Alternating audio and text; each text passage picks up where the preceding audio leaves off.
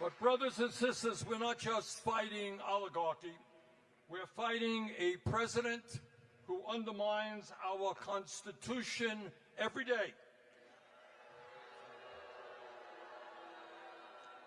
who threatens our freedom of speech and assembly, and whose agents are rounding up innocent people off the streets, throwing them into unmarked vans,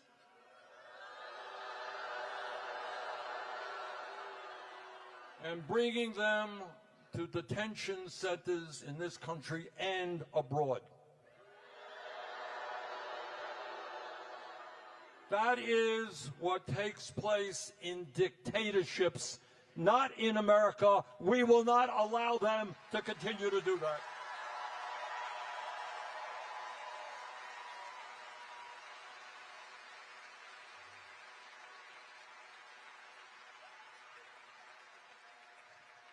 The founding, I find myself trying to remember my history lessons.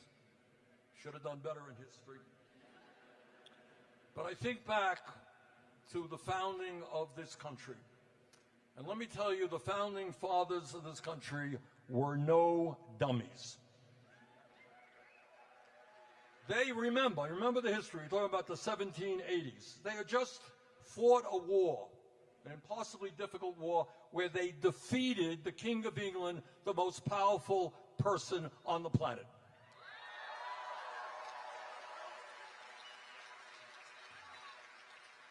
Let's hear it for George Washington.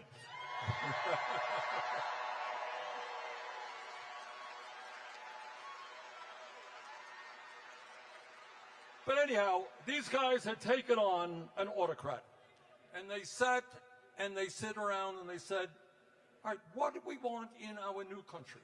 What do we want? And what they said is, we don't want any one person to have all of that power.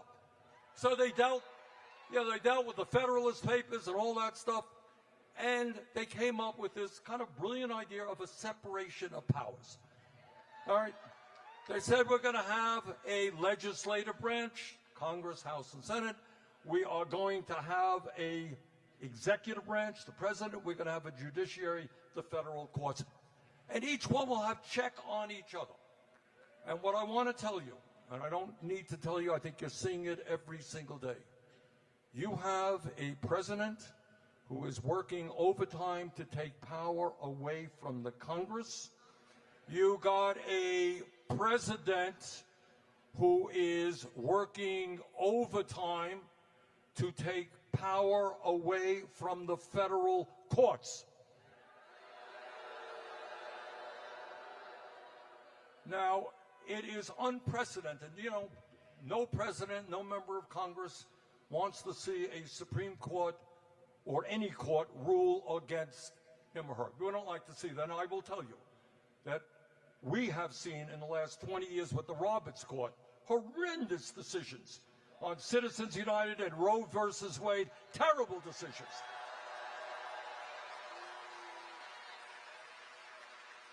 But we understand that we live in a rule of law.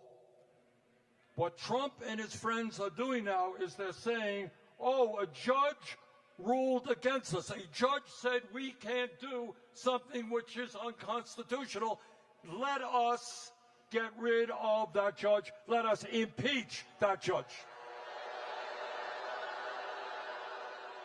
So in other words, you take power away from Congress, you take power away from the judiciary, and also you got a president who really does not like to be criticized.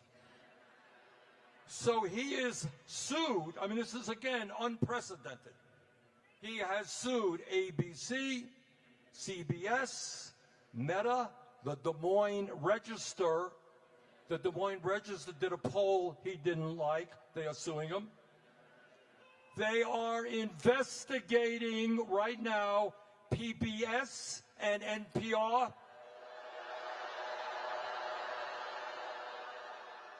So you add it all together. And what I would say to Trump, if you cannot take criticism get out of the political process.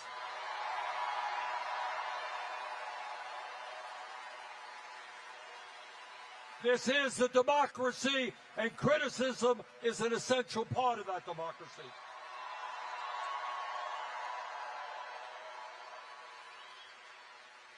And I'll tell you something, and again, this is scary stuff. What Trump has done is gone after major law firms. You're familiar with this. He's gone after major law firms who had opposed him in the past, opposed him or his friends.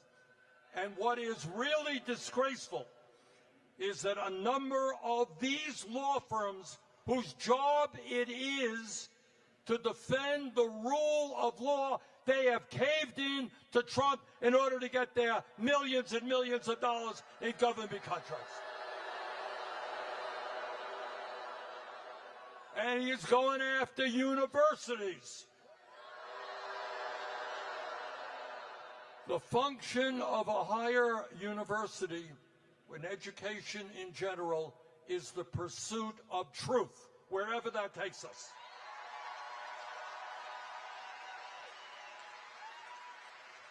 And we are now seeing, really sadly, major universities changing their curriculum in order to appease Trump and hang on to their federal grants. Founding fathers of our country waged a war for democracy. We believe in democracy. We are not going to let Trump take us into an authoritarian society.